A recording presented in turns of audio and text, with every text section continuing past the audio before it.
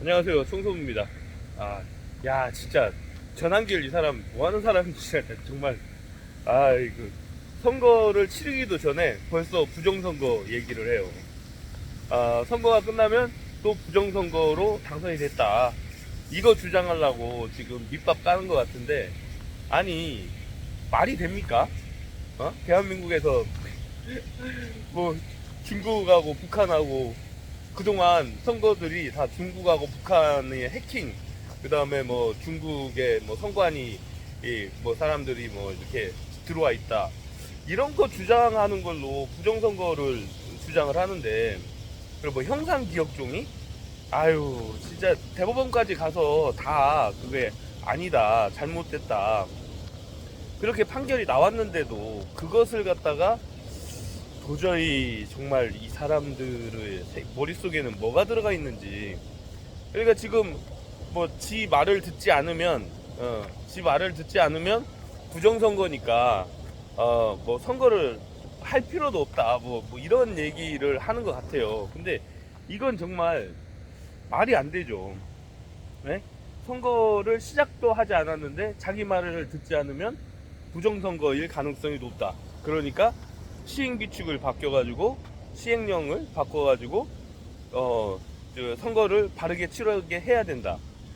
우리나라는 지금 수개표하고 그 스스로가 주장했던 그 벌써 까먹었나 본데, 대만처럼 수개표 하자고 주장했던 어이가 없는, 우리나라도 수개표를 하고 있는데 어이가 없는 그 상황이 되니까 또 무슨 뭐 이렇게 숫자 세는 거, 그 기계를 조작을 해가지고 이렇게 됐다.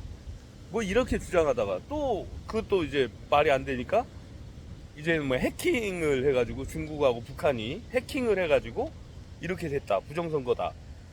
그러면 지금까지 선거했던 거, 우리나라의 정치를 이렇게 민주정치를, 선거정치를, 선거민주주의를 했던 것들이 전부 다 북한하고 중국이 우리의 정치를 이렇게 쥐락펴락했다는 얘기인데, 그게 말이 됩니까? 에?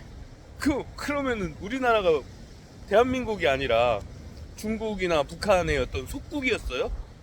참, 이게 그냥 일반 상식을 가진 사람은 도저히 납득이 안 되는 이야기인데, 그것을 갖다가 사람들이 또 반복적으로 AI가 퍼뜨리는 알고리즘 덕분에 반복적으로 그 이야기들을 주장하는 사람들이 있으니까, 그걸 또 알고리즘이 하나 올려주고 또 하나 올려주고 하면 그것을 또 믿는 사람들이 생겨요.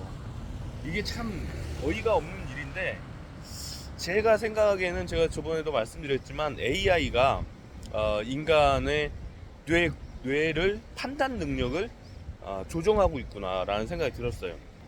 일례로 성재준이라고 하는 사람, 유튜버 있잖아요. 100만이 넘는 구독자를 보유하고 있는데, 이 사람이 처음에는 책 이야기를 했대요. 그러니까 책 이야기를 하는데 이게 조회수가 안 나와. 그런데 어느 날 갑자기 유시민의 주장을 비판하는 이야기를 하니까 조회수가 많이 나와. 그러니까 또 유시민이 뭔가를 이야기를 하면, 유시민 작가가 뭔가 이야기하면 또 그걸 비판해. 그러니까 또 조회수가 많이 나와. 그러니까 이제 거기에 이제 빠져가지고 계속 유시민의 이야기를 비판하다 보니까 극우로 돌아서게 된 거예요. 극우로.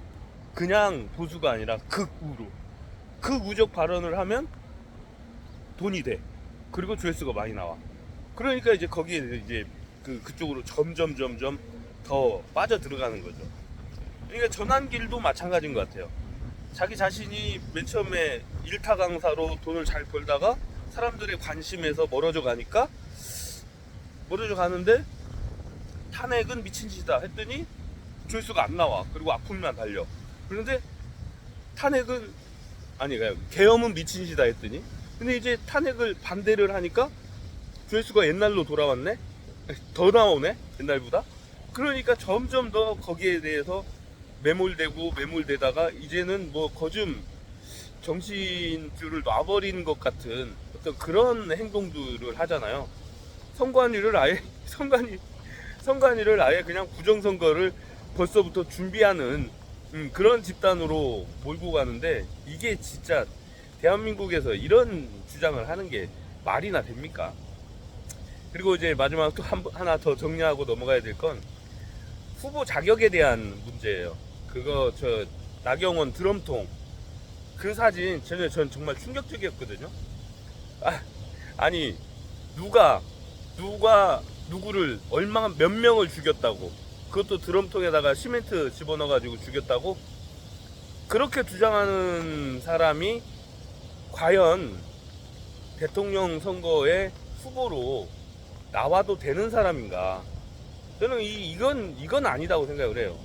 제가 항상 말씀드리지만 정책 대결로 뭔가를 뭐 해보려고 해야지 벌써부터 부정선거가 될 것이다 라고 얘기하고 사람을 많이 죽였다, 어떤 사람의 그 이재명 대표를 콕 찍어서 얘기한 거죠.